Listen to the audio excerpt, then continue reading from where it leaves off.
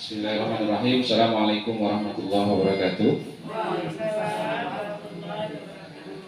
Alhamdulillahirabbil alamin. Allahumma shalli ala sayyidina Muhammad wa ala alihi washabihi ajmain. Bapak, karena satu orang Bapak dan ibu-ibu guru SD Negeri 3 Bokongan yang saya hormati,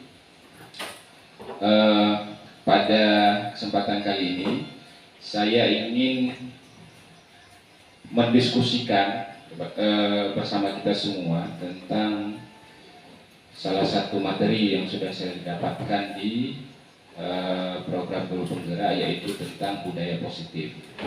Budaya positif ini membahas tentang bagaimana mewujudkan lingkungan sekolah yang berkarakter, intinya seperti itu.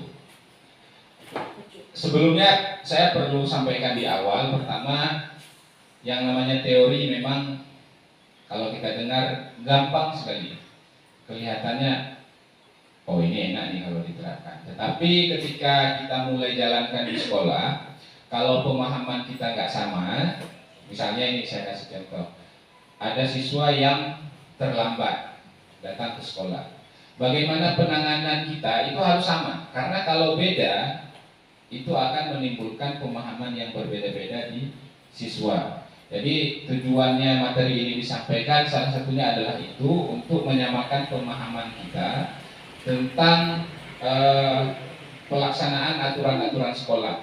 Sekalipun di dalam pelatihan yang kami dapatkan sebenarnya sudah mulai dikurangi istilah peraturan. Nanti saya jelaskan lebih lanjut. Pertama, ini adalah salah pemahaman kita ya, salah pemahaman kita tentang mengontrol. Misalnya nih, kita berkeyakinan bahwa seorang guru itu harus mampu mengontrol siswa-siswanya, betul nggak? Iya. Betul ya. Kamu harus seperti ini, kamu harus seperti ini, kamu harus seperti ini. Pada dasarnya, kenyataannya ya, pada dasarnya kita nggak bisa memaksa murid untuk berbuat sesuatu kalau murid itu tidak, dia memilih untuk nggak mau. Misalnya saya kasih contoh, kemarin Bu Taibah ada kasus siswanya menyembunyikan kacamata temannya, ya. Sudah dipaksa berulang kali, ya, kita paksa berulang kali supaya dia mengaku, dia nggak mau mengaku. Artinya apa? Guru itu nggak bisa mengontrol muridnya. Kita nggak bisa menyuruh siswa itu melakukan sesuatu kalau dia dalam hatinya sudah memilih, saya nggak mau melakukan apa yang dilakukan oleh guru.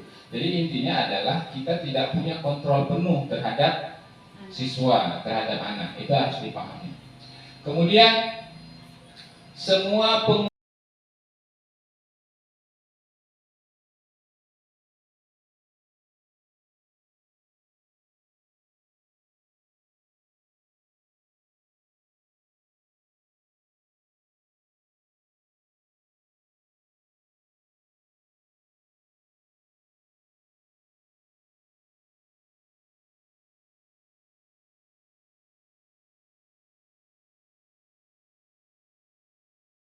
contoh seperti ini. Dulu di sekolah saya yang lama, bukan di sini, guru itu selalu menyampaikan kepada murid, kalian harus belajar yang rajin supaya nanti dapat nilai ujian yang bagus. Jadi siswa itu disuruh belajar yang rajin, tujuannya apa? Dapat nilai yang bagus. Kalau dapat nilai yang bagus, dia naik kelas. Di awal penguatan positif yang kita lakukan itu efektif, bermanfaat. Siswa itu belajar, dia rajin belajar, karena iming-iming dari kita adalah dia dapat nilai yang bagus.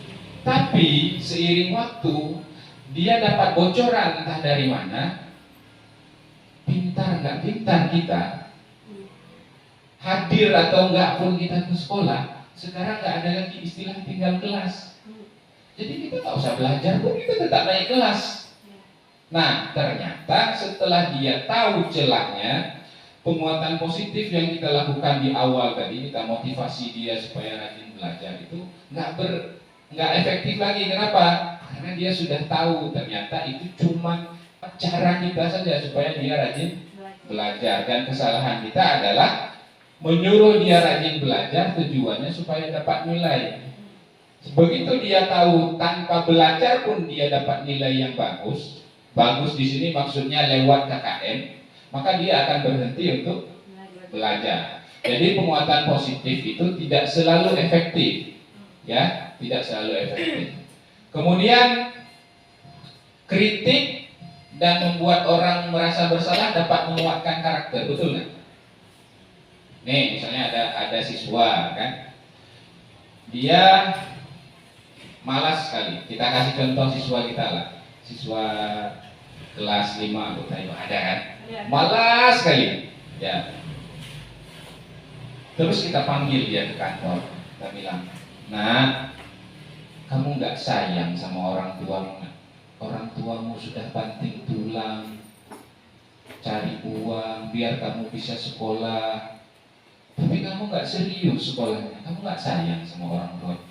Kita buat dia merasa bersalah sama orang tuanya karena orang tuanya sudah capek bekerja, kemudian dia nggak serius belajar. Kira-kira itu mampu menguatkan karakternya, membuat dia menjadi rajin belajar apa enggak? Enggak. Yang lain? Sebentar aja ya mau. Sebentar mau. Ya, jawabannya relatif ya. Ada siswa yang mungkin ya, kita kasih contoh siswa yang tadi lah, siswa kelas Putaibah tadi. Itu mau kita bilang apapun dia nggak ngaruh ya. Ya, nggak berpengaruh ke dia itu.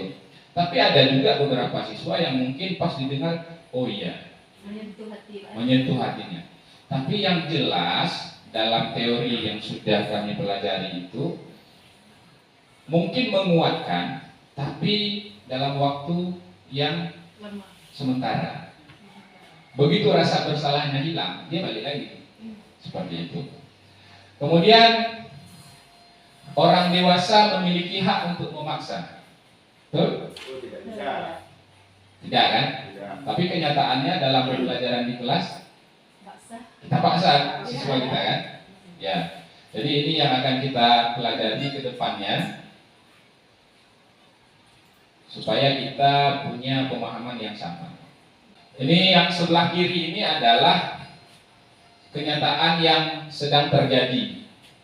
Dan yang sebelah kanan ini namanya teori kontrol adalah harapan yang diinginkan oleh kurikulum kepada kita sebagai seorang guru. Yang sedang terjadi di sini adalah realitas kita sama. Kita menganggap siswa kita di kelas itu punya kebutuhan yang sama. Apa kebutuhannya? Mereka butuh untuk belajar dengan cara saya. Cara apa yang saya praktekkan di kelas, itulah yang mereka butuhkan. Padahal pada kenyataannya realitas kita berbeda. Ada siswa itu yang dia cepat sekali belajar kalau dinampakkan video, cepat dia paham. Ada siswa yang dia harus baca buku. Ada siswa yang dia harus lihat-lihat gambar. Dan itu harus kita pahami. Kalau mungkin sering ikut pelatihan di PNM, itu sekarang ada istilahnya, sebenarnya istilah lama, pembelajaran berdiferensiasi.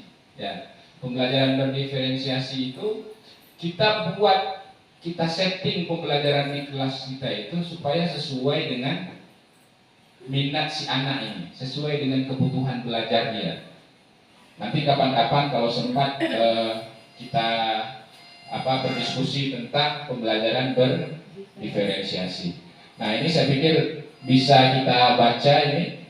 Kalau sekarang yang terjadi semua orang melihat hal yang sama, kita mencoba mengubah orang agar berpandangan sama dengan kita, itu yang terjadi sekarang.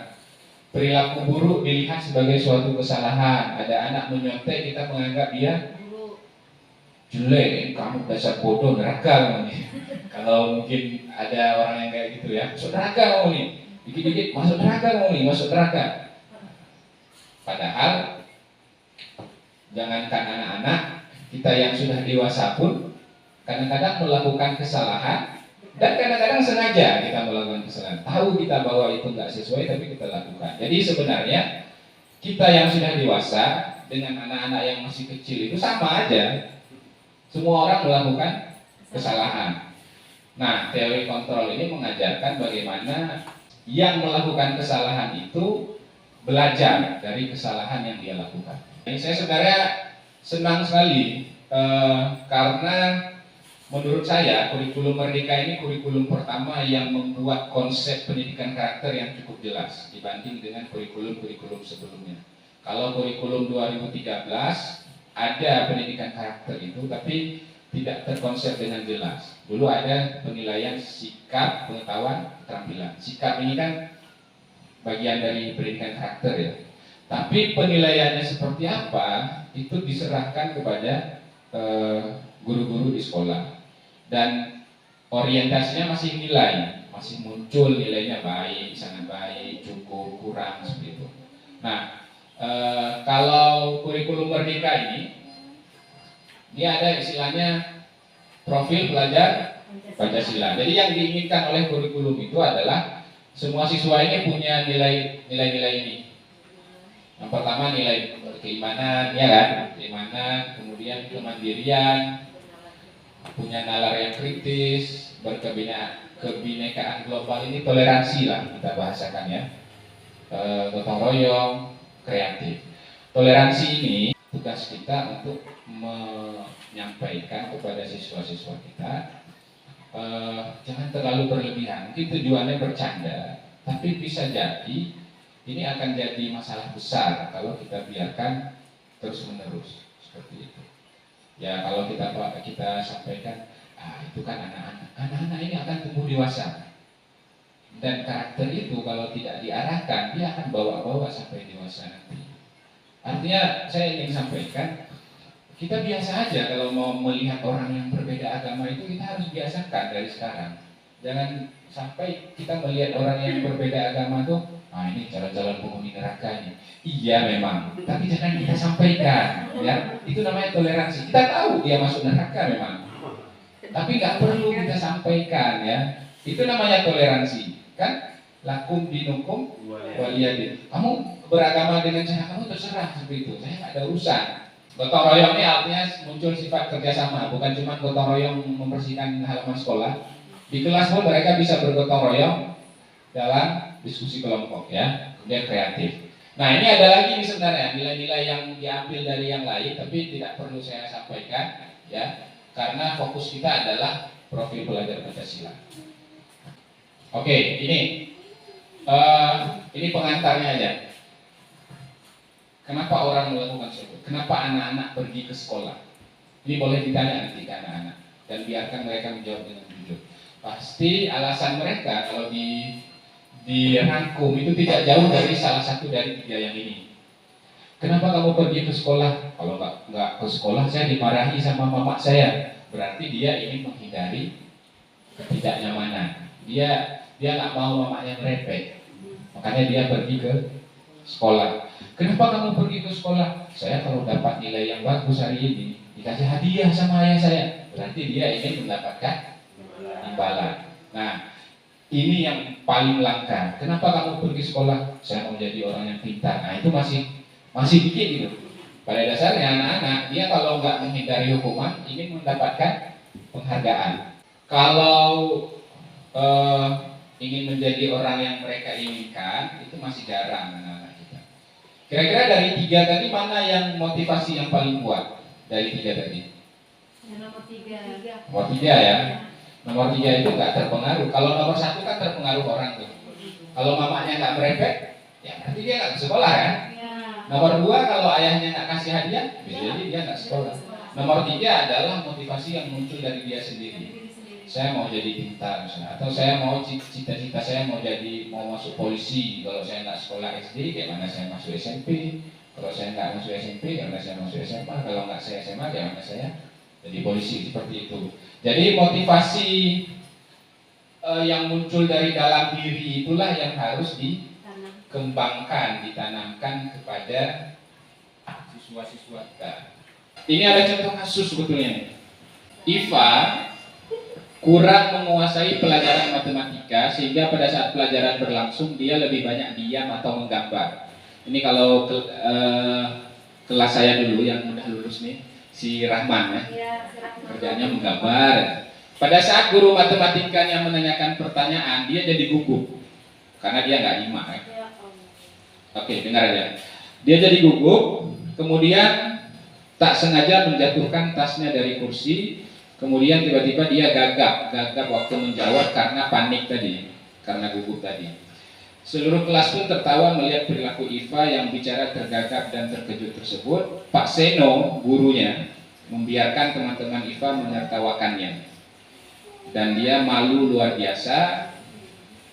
Kemudian setelah si Iva ini merasa malu, malah si Iva ini disuruh maju ke depan, berdiri di depan kelas sambil menunjuk hidung karena tidak bisa menjawab pertanyaan Pak Seno. Apa yang terjadi? Kelas makin ribut karena ada siswa yang dikasih hukuman. Anak-anak pun tertawa melihat Iva di depan kelas memegang ujung hidungnya. Pertanyaannya, apakah Anda setuju dengan tindakan Pak Seno? Tidak. Setuju nggak? Tidak. Udah. Nggak setuju kan? No. Tapi sering nggak kita praktekkan? Enggak. Nggak. Alhamdulillah Pak Budi nggak. Tindakan Pak Seno itu hukuman atau konsekuensi? Hukuman. Bukan konsekuensi. Yang hukuman. Apa bedanya hukuman sama konsekuensi? Ada perjanjiannya, Pak ya? Hukuman itu biasanya lebih ke fisik ya. Ya kan? Hukuman itu biasanya lebih ke fisik. Dan seringkali tidak ada hubungannya sama kegagalan si siswa. Misalnya si Iva tadi dia nggak bisa mengerjakan tugas. Apa yang dilakukan Pak Seno? Disuruh maju ke depan kelas berdiri nunjuk hidung kayak gitu. Ada hubungannya nggak? Ya, ada hubungan kan? Nah itu hukuman. Kalau konsekuensi itu biasanya bukan fisik dan dia ada hubungan. Misalnya si Iva tadi nggak bisa menjawab, jadi dia itu disuruh kerjain soal matematika 22 waktu jam istirahat. Nah itu namanya konsekuensi. Nah ini Bapak Ibu, apa bedanya antara hukuman dan konsekuensi? Terlalu jauh ya. Nampak kan? Menyakitkan harus terjadi. Biasanya hukuman itu sesuatu yang menyakitkan harus terjadi, lebih ke fisik. Bisa juga psikis, misalnya dibully tadi sama teman-temannya, ditertawakan, itu hukuman. Kemudian kalau konsekuensi tidak harus menyakitkan, tapi harus ada sesuatu yang terjadi karena kegagalan tadi, yang disuruh buat tugas dan lain sebagainya. Nah nanti kita akan bahas restitusi itu apa. Kemudian nyaman nggak? Hukuman sama konsekuensi sama-sama nggak nyaman. Kemudian korban, bagaimana posisi korban? Ini korban ini misalnya dalam kasus seorang anak meninju kawannya, ya kan? Kalau hukuman itu korban mendapat keadilan karena yang meninju dia tadi dikasih hukuman fisik juga, jadi dia merasa adil kan. Kalau konsekuensi bisa jadi korban ini diabaikan. Misalnya si anak yang meninju tadi dikasih hukuman membersihkan WC misalnya, ya kan? Itu kan nggak ada hubungannya tuh sama si korban, nggak ada hubungannya. Jadi dia merasa diabaikan dan lain sebagainya. Ini boleh nanti saya kirim di grup. Kalimatnya apa? Kalau hukuman awas, kalau dilakukan lagi awas ya. Tapi kalau konsekuensi, ya dengar bapak bilang ini, kamu harus ini, nggak boleh yang lain. Nah, lakukan apa yang saya katakan. Kira-kira hukuman atau konsekuensi? Saya tidak akan terlambat. Ada siswa terlambat, jadi disuruh mencatat 100 kali di dalam buku kalimat saya tidak akan terlambat. Hukuman atau konsekuensi? Konsekuensi ya. Oke, sekarang ini yang harapannya diterapkan di seluruh kelas nih harapannya. Bapak Ibu, ini tadi saya sampaikan bahwa di kurikulum Merdeka itu sudah dicoba untuk kalau bisa menghilangkan istilah peraturan. Kenapa? Karena seperti tadi, peraturan itu cuma berlaku di mana? Di sekolah kita saja kan. Begitu dia tamat dari SD ini, tidak ada lagi. Jadi kalau bisa, itu diubah menjadi keyakinan kelas. Keyakinan itu maksudnya apa? Siswa dan guru di kelas itu menyepakati nilai-nilai apa yang mereka yakini. Misalnya, harus saling menghargai misalnya ya, kalimat keyakinan kelasnya, setiap orang harus saling menghargai. Setamat dari sini pun, dari SD ini pun, dia sudah punya keyakinan di dalam dirinya karena sudah ditanamkan selama setahun atau 2 tahun atau 3 tahun bahwa setiap orang harus saling menghargai. Masuk SMP pun dia akan membawa keyakinan itu. Tapi kalau misalnya kita buat peraturan kelas, jangan membuang sampah di dalam kelas, misalnya. Yang dia pahami apa? Berarti di luar kelas boleh, di halaman boleh, karena cuma peraturan kelas, berarti cuma berlaku di kelas. Waktu dia buang sampah di luar, kemudian kita ingatkan, nah peraturan kelas kita apa? Jangan buang sampah di kelas, Bu. Kenapa kamu buang sampah? Ini kan di luar kelas. Anak-anak tuh mikirnya polos. Hal-hal yang nggak terpikirkan di kita, itu jadi bahan pemikiran mereka. Saya bilang gini karena udah punya anak, kalau nggak tahu juga. Jadi luar biasa memang pemikiran mereka itu luar biasa. Kita menganggap ketika kita bilang jangan buang sampah di dalam kelas, kita menganggap itu berlaku di mana saja kan. Tapi mereka enggak. Mereka memahami kalimat itu secara tekstual, apa yang tertulis. Jadi itulah yang harus diubah kalau bisa, supaya menjadi keyakinan. Ya, intinya seperti itu memang. Jadi kalau bisa sekarang dihilangkan istilah peraturan. Saya kasih contoh lagi nih. Waktu kita masuk ATM itu boleh pakai helm apa enggak? Nggak boleh, itu peraturan kan? Tapi coba masuk ATM di hari Sabtu atau hari Minggu di mana satpam libur. Pakai helm? Nggak ada yang larang, nggak ada yang larang. Kalau hari Senin kita ke ATM hari Senin, Pak, tolong buka helmnya. Tapi kalau hari Sabtu, hari Minggu, Pak, saya nggak ada niat mencuri kan. Orang dilarang masuk ke ATM pakai helm itu kan untuk biar wajahnya terlihat jelas. Nanti kalau dia melakukan kejahatan itu wajahnya terekam dengan CCTV yang ada di ATM kan. Nah kalau hari Sabtu, hari Minggu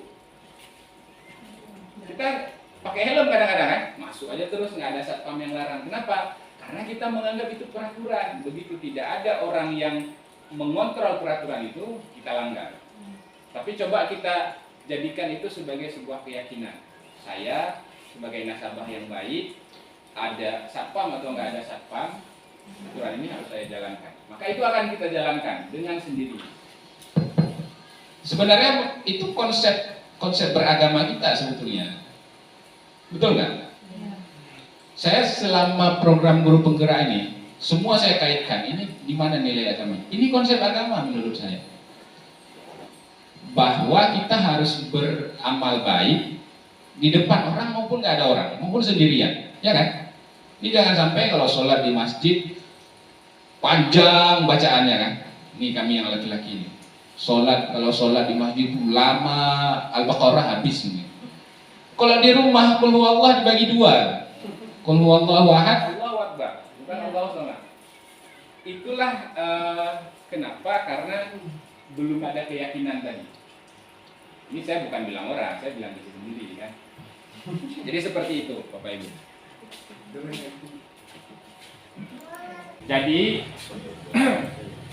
Jadi kalau bisa setelah ini dibuat keyakinan kelas ya. Bagi yang sudah buat peraturan kelas nanti direvisi menjadi keyakinan kelas. Apa bedanya keyakinan sama peraturan? Keyakinan itu bersifat lebih abstrak daripada peraturan. Kalau peraturan tadi apa? Jangan buang sampah di kelas. Kita ganti menjadi kalimat yang lebih abstrak apa? Buanglah sampah pada tempatnya. Itu masih konkret itu. Masih terbayang kegiatannya kan? Karena menjaga kebersihan itu tidak cuma buang sampah di tempatnya, menghapus papan tulis, ya kan?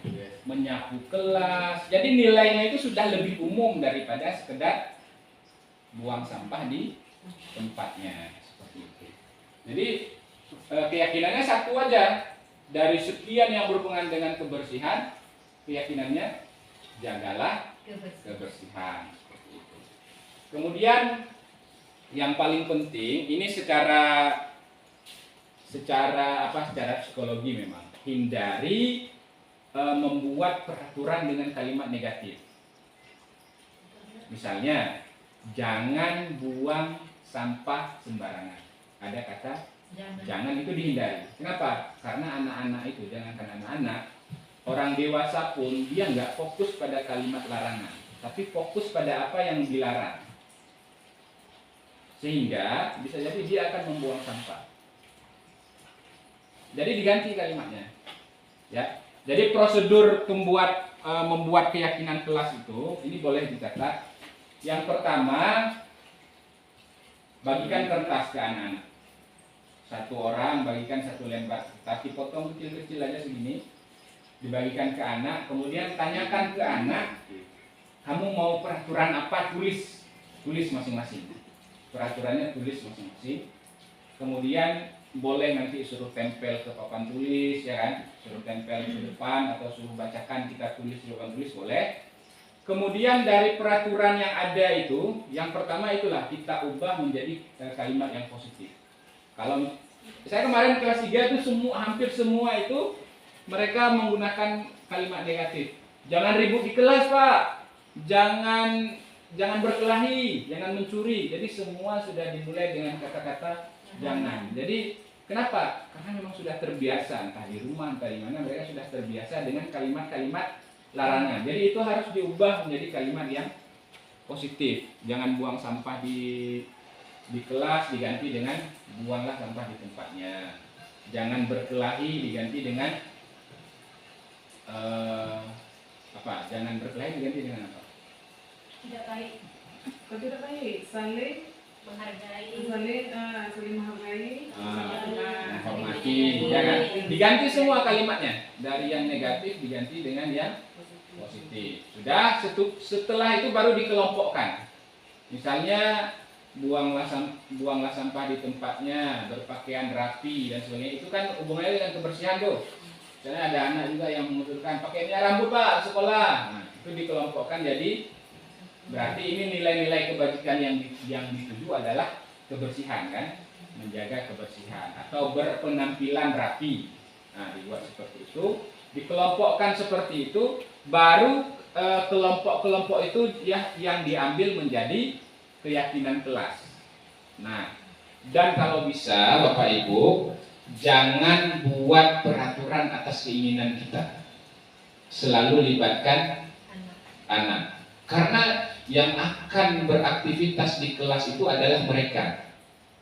Jadi tanyakan ke mereka, mereka maunya seperti apa? Di kelas itu mereka maunya seperti apa? Dan pun ketika mereka melanggar, kita gampang aja tinggal bilang, ini peraturan kita yang buat bersama, bukan Bapak yang buat. Kalian yang usulkan. Bisa untuk kelas 1 juga tuh Pak? Bisa, sekalipun agak sulit. Ini saya akui, ini kan saya sudah bilang di awal tadi, secara teori ini gampang kan? Iya.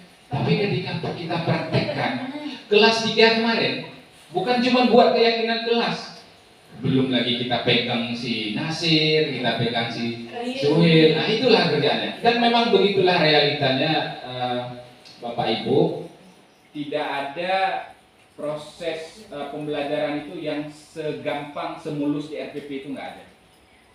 Pasti akan ada aja kejadian, entah dia ngompol di kelas lah anak ini, yang satu curi pulpen kawannya dan lain sebagainya itu. Tapi yang jelas kita persiapkan.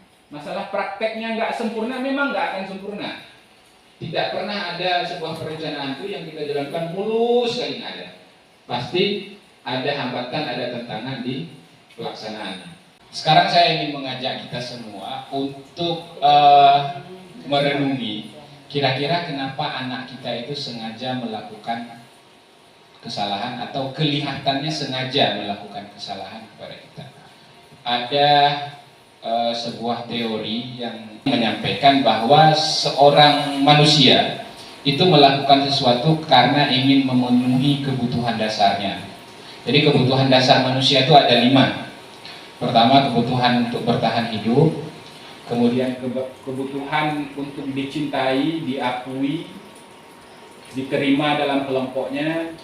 Kemudian kebutuhan untuk penguasaan, untuk menampakkan ke orang lain bahwa dia kuat, dia bisa. Kemudian kebutuhan untuk rasa bebas, tidak terikat dengan aturan. Dan yang terakhir, kebutuhan untuk merasa senang. Jadi apapun yang dilakukan oleh siswa kita itu pasti didasari oleh salah satu dari 5 ini. Misalnya ada siswa yang memukul temannya. Ya, kenapa dia memukul temannya? Karena mungkin dia ingin menampakkan kepada temannya kalau dia itu kuat. Saya ini mampu.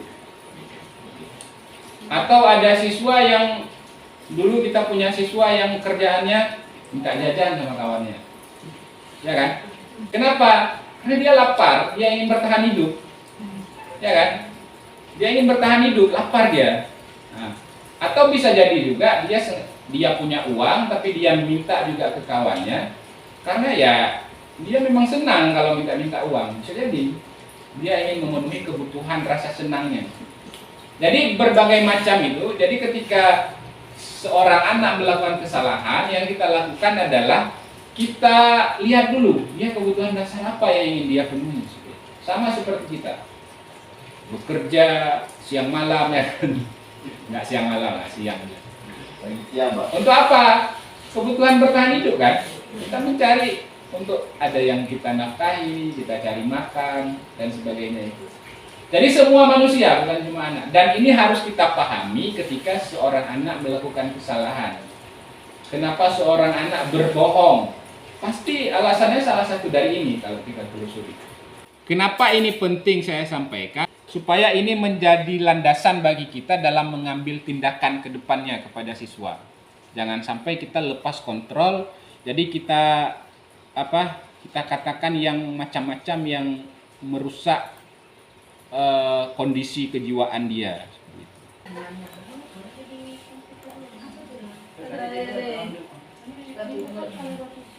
Ini yang unik ini kan?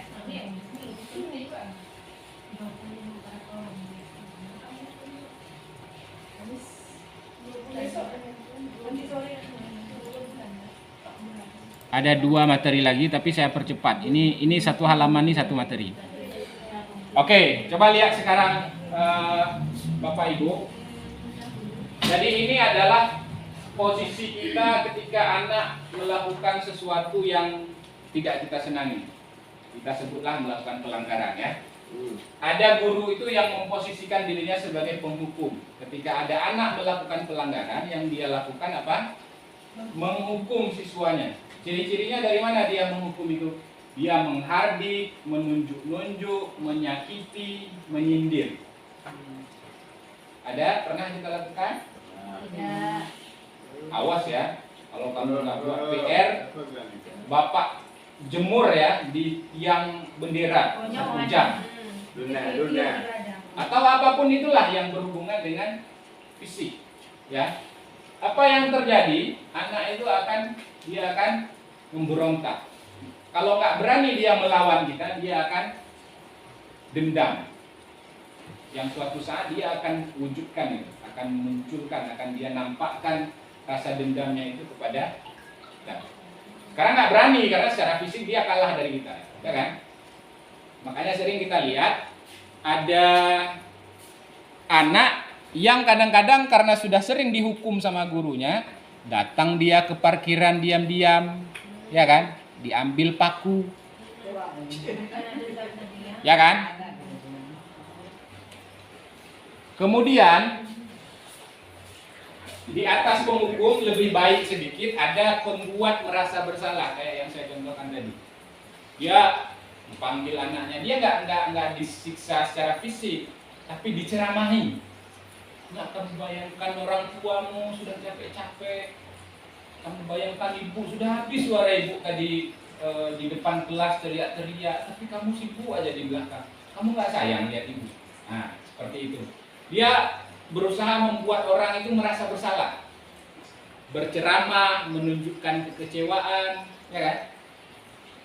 Bapak kecewa lihat kamu. Nah, itu pembuat merasa bersalah. Membuat merasa bersalah. Apa hasilnya?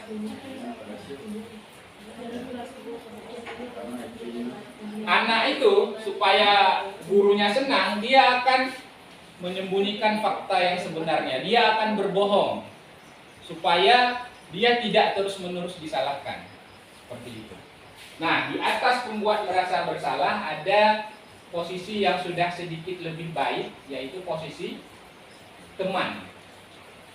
Dia memposisikan, seorang guru itu memposisikan dirinya sebagai kawan dari si siswa ini.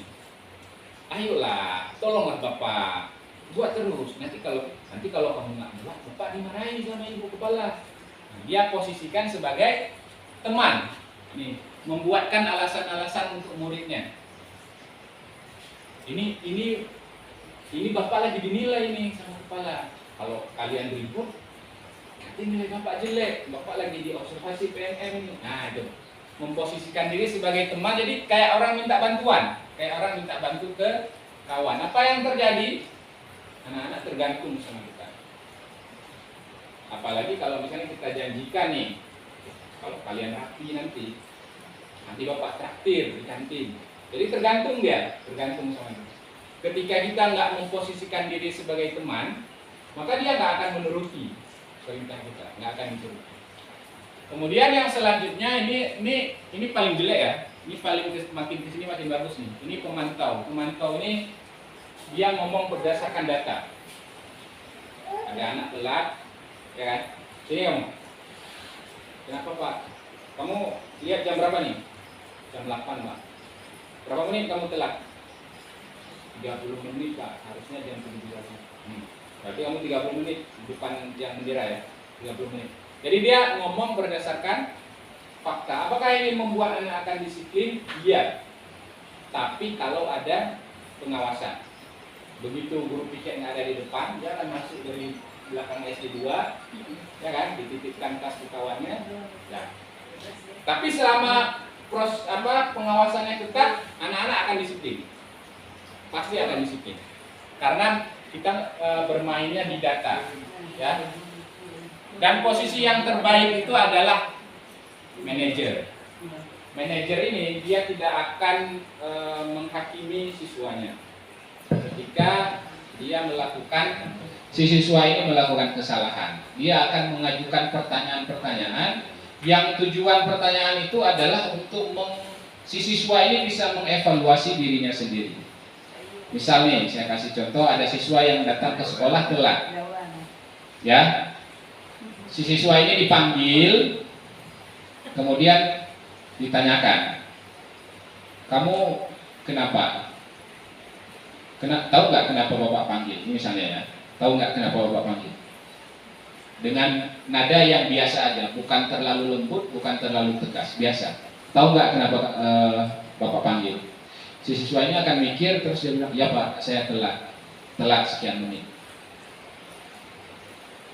Bapak mau kamu cerita kenapa kamu telat. Jadi bukan diinterogasi ya. Kok bisa telat kamu? Kenapa tadi? Enggak. Bapak mau kamu cerita kenapa telat. Itu akan mendorong dia bercerita apa adanya. Ketika ada cerita yang nggak logis, kita tanyakan lagi. Oh, saya tadi telat bangun, Pak. Kenapa kamu telat bangun? Semalam saya telat tidur, Pak. Kenapa telat tidur? Saya main game, Pak, sampai jam 12 malam. Oh, biasanya kamu tidur jam berapa? Jam 10, Pak. Oh, kira-kira menurut kamu main game itu bagus nggak? Kalau dia bilang nggak bagus, Pak, salah. Jadi jangan sampai apa yang dibilang sama siswa itu kita betulkan semua. Main game itu bagus. Orang mencari kesenangan kan main game itu. Jangankan kamu anak-anak, bapak yang sudah dewasa aja kadang-kadang bapak juga main game. Tapi waktunya bapak lihat-lihat. Jangan sampai bapak main game mengganggu waktu tidur bapak. Nah, di waktu senggang bapak main game. Kamu sudah betul main game. Mungkin dari jam 9 sampai jam 10 mungkin sudah betul. Selama tugas-tugas tugas-tugas sekolah kamu sudah kamu selesaikan. Tapi kamu tahu nggak salahnya di mana? Kita tanya ke dia, jangan sampai kita bilang, tapi kamu salah main game dari jam 10 sampai jam 12. Nah, itu memvonis ya, memvonis. Kita biarkan dia mengevaluasi, muhasabah istilahnya. Memuhasabah diri dia sendiri di mana kesalahan dia itu dia temukan diri sendiri. Nah, ini kalau saya hubungkan dengan prinsip-prinsip kita beragama, ini mirip kayak proses bertaubat. Ya kan? Jadi orang yang berdosa itu memandu dirinya sendiri untuk menemukan kesalahannya apa?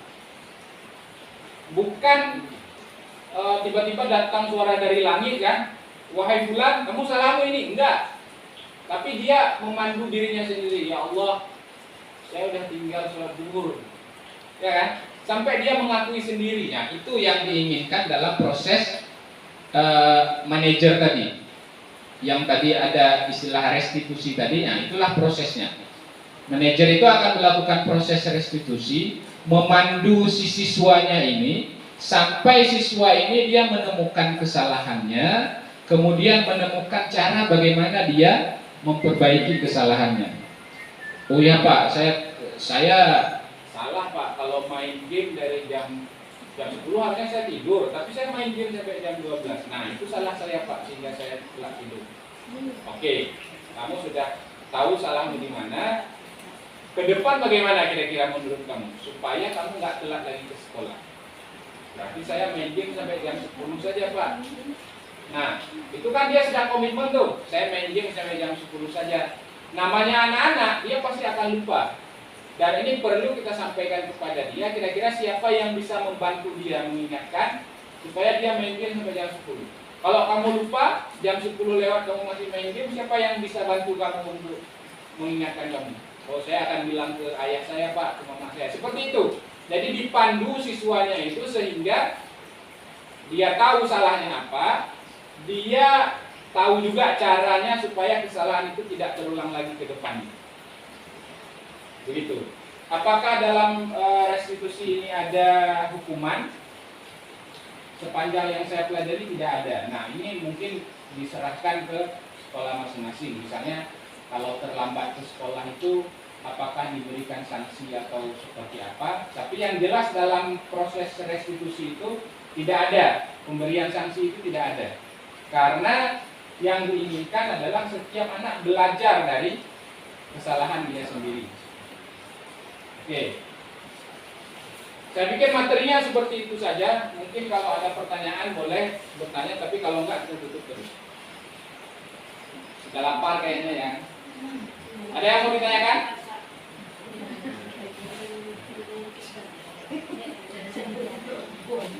Ini saya ulang sekali lagi ya. Ini teori. Pelaksanaan di lapangan tidak akan semudah ini. Makanya saya bilang kemarin waktu di acara KKJ, kalau bisa ini ke depan nih, angkatan 12 banyaklah guru penggerak yang lulus dari SD 3. Supaya ketika banyak yang lulus, pemahaman kita makin sama. Sehingga dalam melaksanakan aturan-aturan seperti ini makin gampang. Ya. Memang mengubah itu sulit sekali. Tapi kalau dilakukan bersama-sama insya Allah lebih mudah. Karena saya paham lah, udah 2 tahun di sini kan. Yang namanya membuli kawan itu hal yang lumrah kita temui di sini kan. ada kawan salah tuh diteriaki sekelas tuh. Di sana saya nggak pernah kayak gitu. Tapi di sini biasa. Ada kawan salah, sekolah tuh, wow. Padahal kalau disuruh dia nggak bisa juga, belum tentu dia bisa juga. Nah, itu nggak cukup waktu setahun 2 tahun untuk mengubah. Dan jangan sampai kita membenarkan tindakan-tindakan seperti itu kita benarkan. Nah, ada pertanyaan?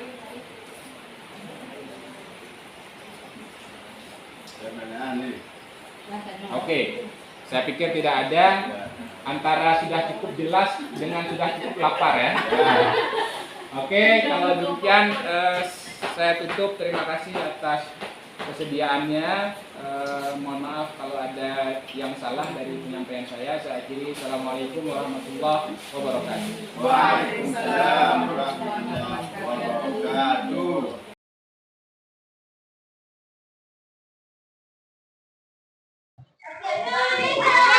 Oke. Hari ini, semuanya perhatian. Semuanya perhatian. Hari ini kita akan membuat apa? Keyakinan kelas.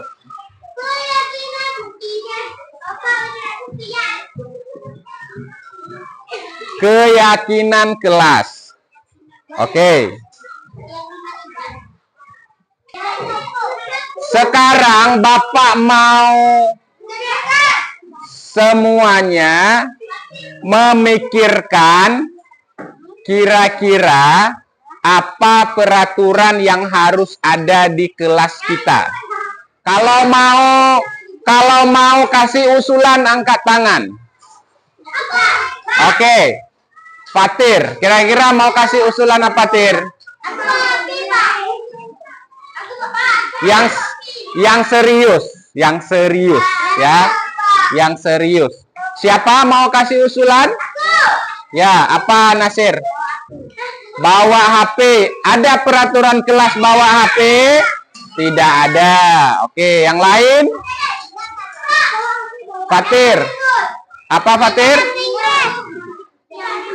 Jangan ribut. Oke. Ada lagi? Irfan apa Pan? Apa? Belajar yang sungguh-sungguh. Ada lagi? Apa Pan? Tidak boleh jalan-jalan. Oke, Bapak tulis dulu 3 ya. Sudah ada 3, Bapak tulis. Tadi kata Fatir apa? Jangan ribut. Terus tadi siapa lagi tadi? Irfan tadi bilang apa? Belajar sungguh-sungguh.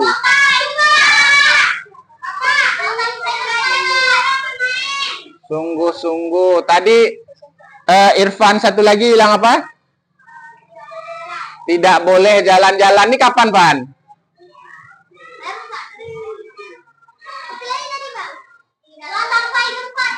Tidak boleh jalan-jalan tuh kapan, Pan? Waktu lagi di kelas.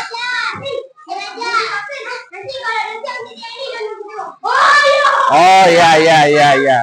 Berarti tidak boleh jalan-jalan, tidak boleh mengganggu kawan.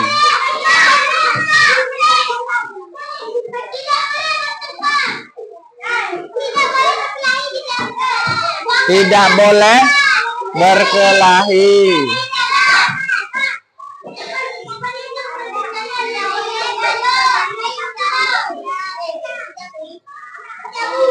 Kata Nova, tidak boleh berkelahi di dalam kelas. Di luar kelas boleh nggak?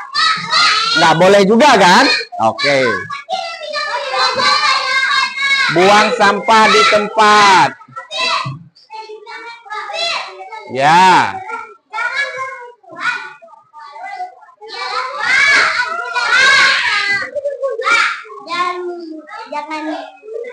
Jangan bermusuhan. Iya, Nasir. Nasir, Bapak tanya, berkelahi itu bermusuhan apa bukan? Iya. Tidak boleh berkelahi ya. Berarti sama kan? Jangan bermusuhan dengan tidak boleh berkelahi sama? Sama. Oke. Ada yang lain? Oke, apa Nasir?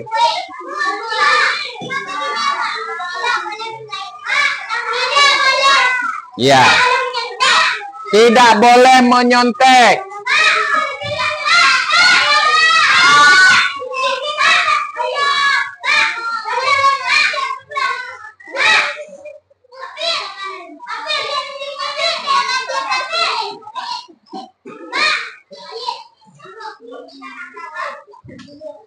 Yang barisan ini ada usulan apa?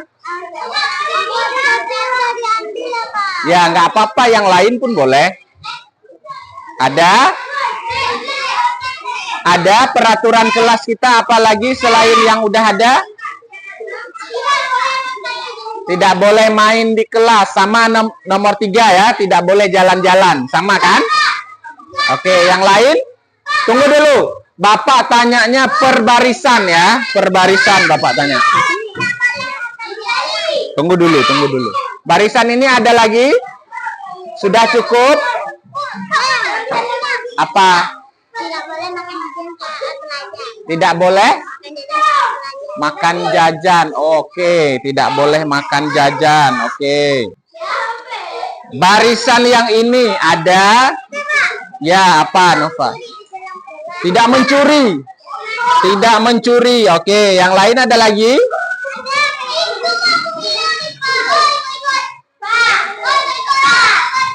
Ada lagi? Sebentar. Ada lagi barisan ini? Yang Bapak tanya barisan mana? Barisan ini. Oke. Udah lupa. Sekarang Bapak tanya barisan ini, ada lagi? Tidak boleh berkata yang kotor. Ada lagi barisan ini yang mau disampaikan? Halo? Jangan cengeng. Boleh. Ada lagi? Jangan di kelas. Oke. Ya. Jangan. Nggak terdengar.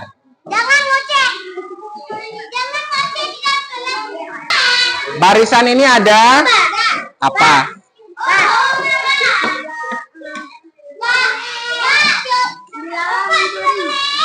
Sudah ada tuh dilarang mencuri. Sudah ada tuh nomor 9. Ya.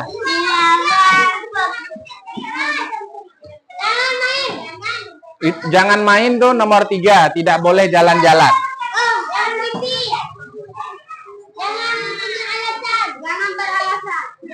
Jangan beralasan itu kayak mana maksudnya?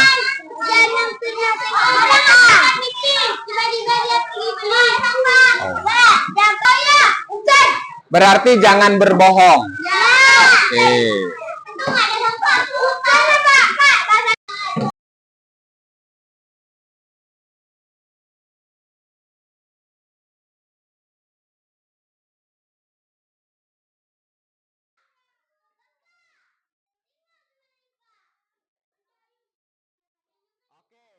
Sementara ini peraturan kelas yang ada dari kalian, nanti kita tambahkan ya, kita tambahkan beberapa lagi.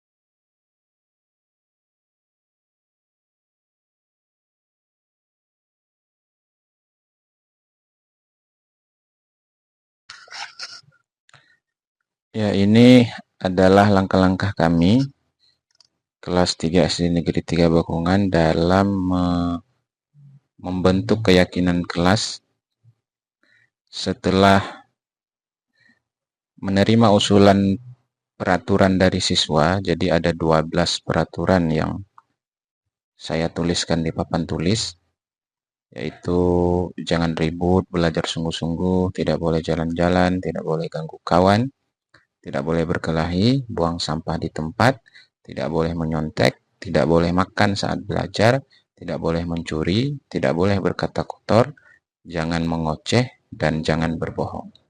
Langkah selanjutnya, kami mengubah kalimat yang bernada negatif menjadi kalimat yang bernada positif. Dari 12 usulan yang disampaikan oleh siswa, saya mencatat ada 1, 2, 3, 4, 5, 6, 7, 8, 9, 10 usulan yang kalimatnya bernada negatif. Jadi ini diubah menjadi kalimat yang bernada positif. Hasilnya seperti ini. Jangan ribut, kami ubah menjadi tenang di kelas. Tidak boleh jalan-jalan, kami ubah menjadi duduk di bangku masing-masing. Tidak boleh ganggu kawan, kami ubah menjadi menghormati kawan. Tidak boleh berkelahi, kami ubah menjadi rukun di kelas. Tidak boleh menyontek, kami ubah menjadi bekerja mandiri. Tidak boleh makan saat belajar, kami ubah menjadi fokus belajar.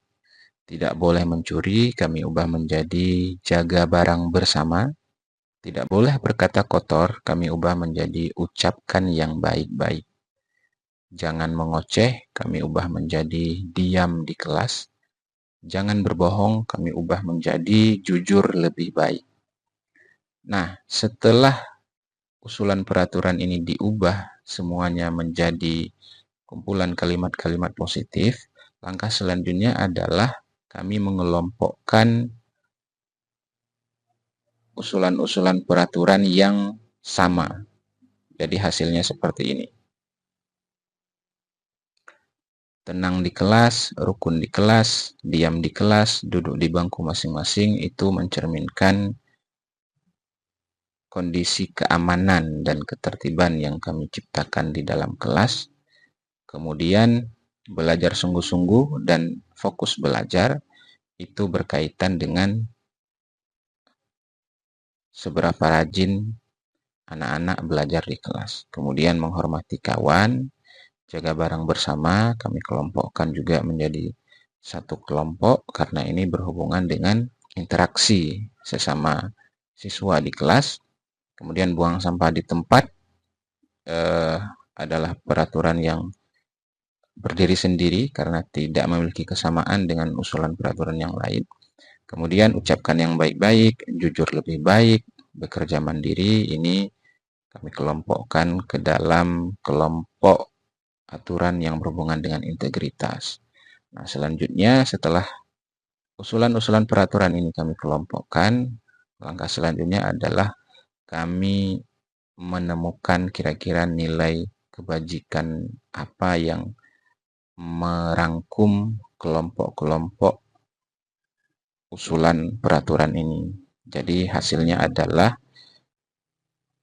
kelompok pertama itu kami rangkum dalam nilai kebajikan bertanggung jawab karena ketertiban dan keamanan di kelas adalah tanggung jawab pribadi masing-masing yang harus diwujudkan secara bersama-sama.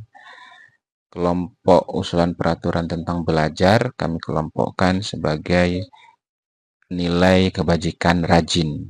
Di sini rajin belajar. Kemudian kelompok usulan peraturan yang berhubungan dengan interaksi sesama anggota kelas kami kelompokkan dalam nilai kebajikan hormat. Kemudian buang sampah di tempat kami sepakat itu mencerminkan nilai-nilai kebajikan cinta kebersihan. Kemudian kelompok terakhir adalah nilai-nilai kebajikan santun dan jujur. Langkah selanjutnya adalah kami meramu atau membuat kalimat keyakinan kelas yang singkat dan mudah kami pahami sehingga mudah kami laksanakan ketika kami di kelas dengan mengacu pada nilai-nilai kebajikan yang sudah kami sepakati. Ini hasilnya.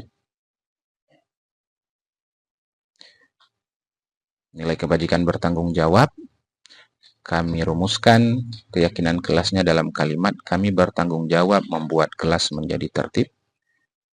Nilai kebajikan rajin, Kami ramu kalimatnya menjadi kami senantiasa rajin belajar.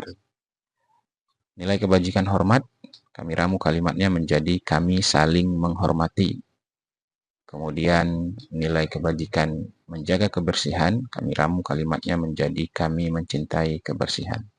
Dan yang terakhir, nilai kebajikan santun dan jujur, kami sepakati redaksi kalimatnya adalah kami santun dan jujur dalam perkataan dan perbuatan.